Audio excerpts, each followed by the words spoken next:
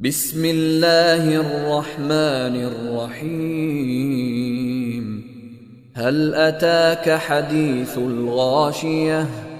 وجوه يومئذ خاشعة عاملة ناصبة تصلى نارا حامية تسقى من عين آنية ليس لهم طعام إلا من ضريع لا يسمن ولا يغني من جوع وجوه يومئذ ناعمة لسعيها راضية في جنة عالية لا تسمع فيها لاغية فيها عين جارية فيها سرر مرفوعة وأكواب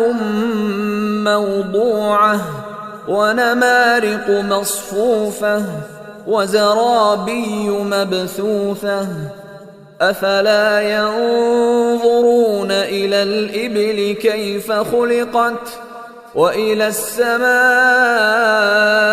كيف رفعت وإلى الجبال كيف نصبت وإلى الأرض كيف سطحت فذكر إنما أنت مذكر لست عليهم بمسيطر إلا من تولى وكفر فيعذبه الله العذاب الأكبر إن إلينا إيابهم ثم إن علينا حسابهم.